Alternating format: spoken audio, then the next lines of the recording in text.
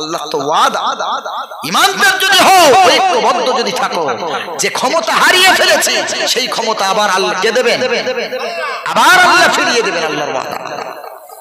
মুসলমানের প্রতি যত তারা অবিচার করুক, যতই বলুক যা মুসলমান জাতি তোরা পাকিস্তানে চলে যা, আমি মনিরুল ইসলাম বলে যাই, আমরা মুসলমানরা ভারত প্রেমী, দেশ প্রেমী, এবং আমাদের মুসলমানের মতো এত দেশ ভক্তি, এত দেশ প্রেমী দ্বিতীয় আর কেউ নাই।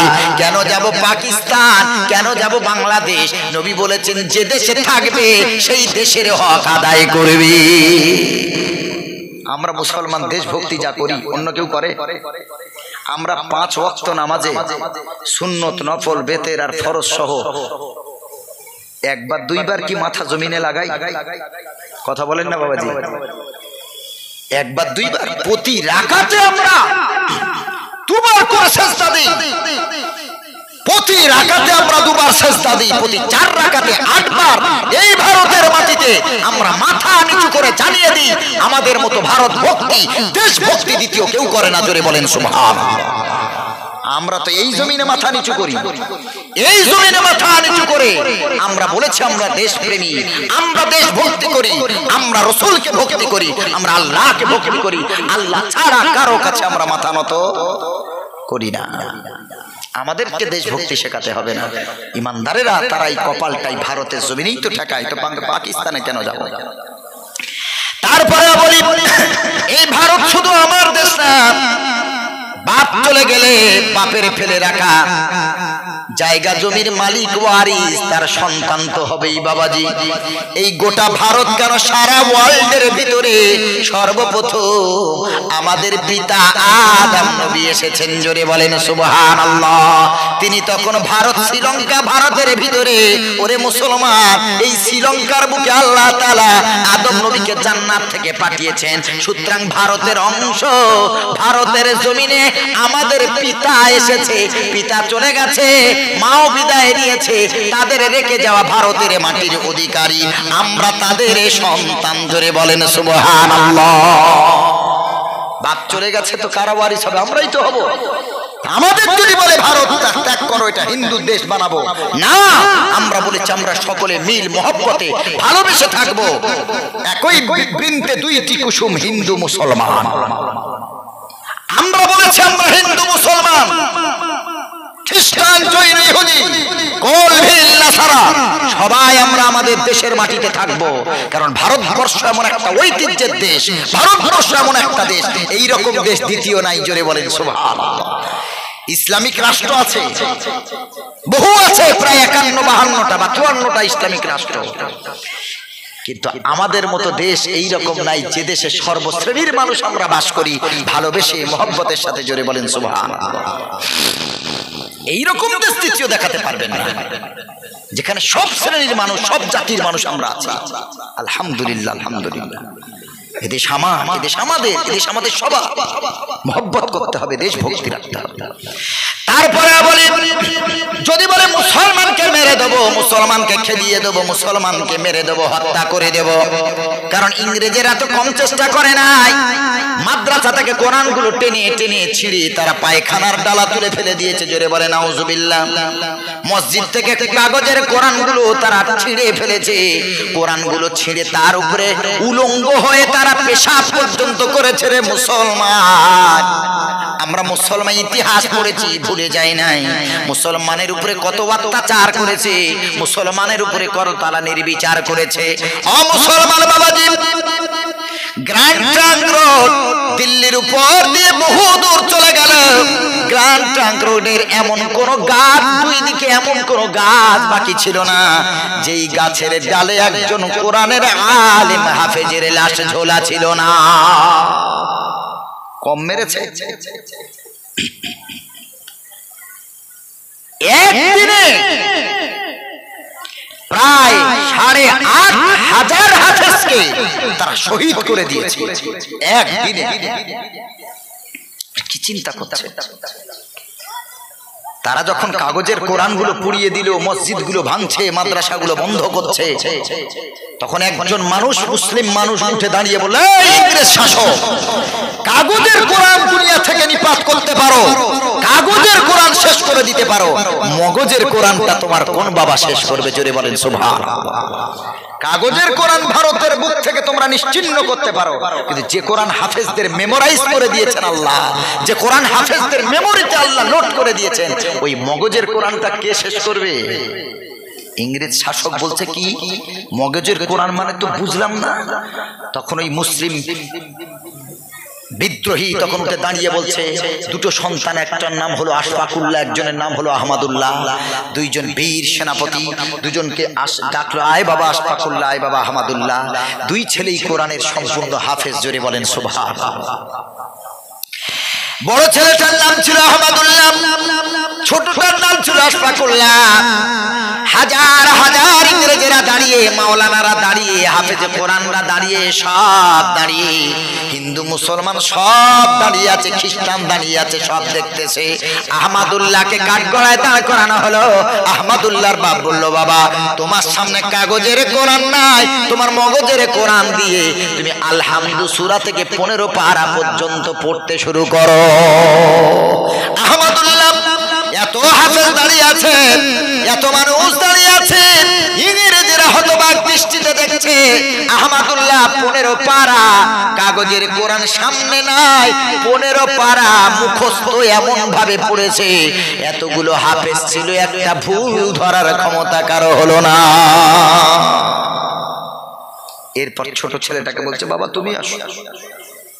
ইংরেজেরা দেখছে দেখছে, ঘন্টার পর ঘন্টা চলে যাচ্ছে, শুধু পড়েই যাচ্ছে, পড়েই যাচ্ছে, কোন জায়গা আটকায় না, কি যেন বলছে, পড়েই যাচ্ছে, পড়েই যাচ্ছে। ছোট ছেলেটাকে যখন ডাকা হলো, বলো বাবা তুমি 16 পারা থেকে শুরু করে সূরা নাস পর্যন্ত, কোরআনের শেষ পর্যন্ত তুমি পড়ো। ছোট ছেলেটা এসে 16 পারা থেকে শুরু করে নাস পর্যন্ত পড়ছে, পড়েই যাচ্ছে, পড়েই যাচ্ছে, পড়েই যাচ্ছে। সারা দিন ধরে শুধু তেলাওয়াত হলো। ইংরেজেরা খাওয়া বন্ধ করে দিল, মুসলমানেরা কি শুরু করেছে, কি পড়ে যাচ্ছে, যেটা কোনো ভুল ধরার মতো ক্ষমতা এত মানুষের নাই। আটকায় না, মেলের গতিতে, এক্সপ্রেসের গতিতে পড়েই যাচ্ছে, পড়েই যাচ্ছে, কেউ ভুল ধরতে পারলো না। দুই ভাই মিলে ইংরেজের সামনে গোটা কোরআন খতম করলো। জোরে বলেন সুবহানাল্লাহ। একটা ভুল গেল না। ইংরেজেরা দেখে বলল, কি আমরা তো কাগজের কোরআন পড়াচ্ছি বেকার, এ তো মগজওয়ালাকে আগে পড়াতে হবে, আমাদের মগজওয়ালাকে তো আগে ধরাই করতে হবে। সব কাগজের কোরআনগুলো পড়ানো বন্ধ করে দিল। এরপরে প্রতিটা ঘর খুঁজে খুঁজে তারা কোরআনের হাফেজকে ধরছে আর কতল করছে। কারোর কাছে ফাঁসি দিয়েছে, কোন সন্তানকে তার মা বাবার সামনে অগ্নিকুণ্ডে জ্বালিয়েছে। কোরআনের হাফেজ সন্তান গায়ের জামা খুলে নিয়েছে, উলঙ্গ করে তাকে আগুনে ফেলে দিয়েছে। ওই ছেলেটা মায়ের সামনে বাঁচাও বাঁচাও বাঁচাও করে আগুনে দগ্ধ হয়ে চিরনিঃশ্বাস ত্যাগ করে শহীদের মৃত্যু নসিব করেছে। ওরে মুসলমান, একদিনে প্রায় 8,500 কোরআনের হাফেজকে এমন ভাবে তারা হত্যা করলো, কলিকাতার বুকে শুধু লাশ পোড়া গন্ধ, দিল্লির বুকে শুধু লাশ পোড়া গন্ধ, লাশ পোড়া গন্ধ। কত হাফেজে কোরআনের মা সেদিন হতবাক হয়ে দেখেছে, কত কান্না কেঁদেছে, কত বাপ কেঁদেছে, কত কান্না কেঁদেছে, কই মাছের মতো ছটফট করেছে। ওরে মুসলমান, এত হাফেজকে, এত আলেমকে তো মারল, বলো সেই কোরআন কি তারা শেষ করতে পেরেছে? পেরেছে গো বাবা? এত যে প্রচেষ্টা চালালো, এত প্রচেষ্টা করলো, মুসলমানের কোরআনকে মেরে দেবো, শেষ করে দেবো। এই কোরআন হেফাজতের দায়িত্ব কার হাতে? জোরে বলেন। আমার দায়িত্ব আছে নাকি? এই কোরআন হেফাজতের দায়িত্ব কার? আল্লাহ রাব্বুল আলামিন বলেন, ইন্না নাহনু নাযালনা যিকরা ওয়া ইন্না লাহু লাহাফিজুন। আল্লাহ রাব্বুল আলামিন বলেন, এই কোরআন আমি আল্লাহ নাযিল করেছি, আমি আল্লাহই কোরআন অবতীর্ণ করেছি, এবং এই কোরআনের হেফাজতের দায়িত্ব আমি আল্লাহ আমার কাঁধে তুলে নিয়েছি। আল্লাহ রাব্বুল আলামিন আবার বলেন, ইউরিদুনা লিইউতফিউ নূরা নূরাল্লাহি বিআফওয়াহিহিম ওয়াল্লাহু মুতিম্মু নূরিহি ওয়ালাউ কারিহাল কাফিরুন। আল্লাহ রাব্বুল আলামিন বলেন, আমার কোরআনের আলোকে যদি কেউ ষড়যন্ত্র করে তার মুখের ফুৎকার দিয়ে যদি কোরআনের আলোকে নিভিয়ে দিতে চায়, আল্লাহ বলে শুনে নাও মুসলমান, ভেঙে পড়বে না, চিন্তিত হবে না গো মুসলমান, কারণ আমি আল্লাহ মুতিম্মু নূরিহি, কোরআনের এই আলোটাকে আমি আল্লাহ পরিপূর্ণতা দান করেছি। এই আলোকে কেউ কখনো চিরজীবনের জন্য শহীদ করতে পারবে না, এই আলোকে শেষ করতে পারবে না, কারণ এই আলোটাকে হেফাজত করার দায়িত্ব আমি আল্লাহ নিলাম। কিয়ামত পর্যন্ত কোরআন দুনিয়াতে থাকবেই থাকবে, সুবহানাল্লাহ। কিয়ামত পর্যন্ত কোরআনের অস্তিত্ব থাকবে। চেষ্টা করছে তারা, করেছে, বর্তমানেও চেষ্টা করছে কোরআন কি করে দুনিয়া থেকে শেষ করে দেওয়া যায়, এরপরেও তারা চেষ্টা করবে। আল্লাহ এই জন্য বলেছেন ইউরিদুনা, তারা চাইছে এবং চাইবে, তারা চেয়েছে, চাইছে এবং চাইবে, কিন্তু তারপরও আল্লাহ তাআলা বলেন এই কোরআন দুনিয়া থেকে মিটে যাবে না। জোরে বলেন সুবহানাল্লাহ। ভারত আমাদের দেশ, ভারত স্বাধীন করতে গিয়ে কত লক্ষ লক্ষ হাফেজ কোরআন আলেমে দিন শহীদ হয়ে গেছে। আপনি তো সেই ইতিহাস পড়েননি, তো আপনি দেশ বিরোধীর বিরুদ্ধে কেন কথা বলবেন না? আপনি ইসলাম বিদ্বেষী কেন হবেন না? কারণ আমাদের যে ইতিহাস আছে যে কতগুলো মুসলমান ভারতের জন্য শহীদ হয়ে গেছে, আপনি শুধু ওই কি বলে ক্ষুদিরামের কথাটা মনে রেখেছেন, আপনি শুধু ক্ষুদিরামের কথা মনে রেখেছেন, দিনেশের কথা মনে রেখেছেন, বাদলের কথা মনে রেখেছেন, মুসলমানের একটা নাম আপনার মনে নাই, কারণ ওই ইতিহাসের চ্যাপ্টার আপনি জীবনে খুলেও পড়েননি। অথচ হাজার হাজার না লক্ষ লক্ষ মুসলমানেরা তারা দেশের জন্য প্রাণটা শহীদ করে দিয়েছে। জোরে বলেন সুবহানাল্লাহ। ইতিহাস পড়ে আল্লাহ রাব্বুল আলামিন বলে, মুসলমানেরা তোমাদের বিরুদ্ধে অনেকে এসেছে আর আসবে, সবাইকে যদি তাড়িয়ে দেয় তারপরেও মুসলমান ভয় পাবে না।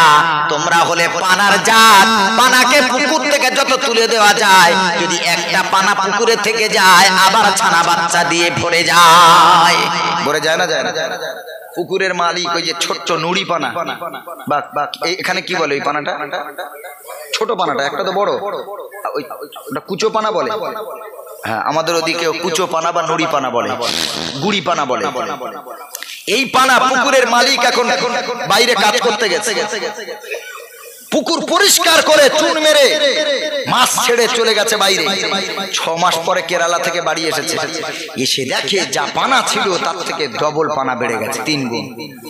বিবিকে বকা দেয়, মাকে বকা দেয়, মা এত কষ্ট করে আমি এত টাকা খরচ করে পুকুরটাকে পরিষ্কার করে মাছ ছেড়ে তোমাদের হাতে দিয়ে চলে গেলাম, আর এই অবস্থা করেছো পুকুরটা। বলো বাবা আমরা তো সব সময় দেখেছি, কিন্তু আবার যে কোথা থেকে এসেছে কিছু বুঝতে পারিনি। খোঁজ নিয়ে তদন্ত নিয়ে দেখা গেল সব পানাই তো তুলে নিয়েছিল, কিন্তু একটা কুচো পানা ওই তেঁতুল গাছের শেকড় ধরে পানিতে ঠেকেছিল, ওইটা ভিতরে ঢুকেছিল, কেউ দেখতে পায়নি। ও এত ছানা বাচ্চা তো ডিম পেড়েছে, পুকুর আবার ডবল ভরে গেছে। কবি নজরুল বলেন, হানাফি হাম্বলি মালিকি শাফি এখনো মেটেনি গল, এমন সময় আজ রাইলে সে বলে তোল তোল পিতল। বাহিরের দিকে বাড়ি আছে যত, ভিতরের দিকে তত, গুনতিতে মোরা পাড়িয়া গিয়াছি গরু ছাগলের মতো। আমরা বাইরে যেমন বেড়েছি ভিতরে তেমন বেড়েছি গো মুসলমান। সব মুসলমানকে তাড়িয়ে দাও ভারত থেকে। ভারতের জমিনে যদি একজন ইমানদার মুসলমান কোন জায়গায় যদি আত্মগোপন করে থাকে, লাদেনের মতো আল্লাহ তার মাধ্যমে এমন ছানা বাচ্চা দেবে, আবার ভারতের বুকে মুসলমান ইমানদার ভরে যাবে।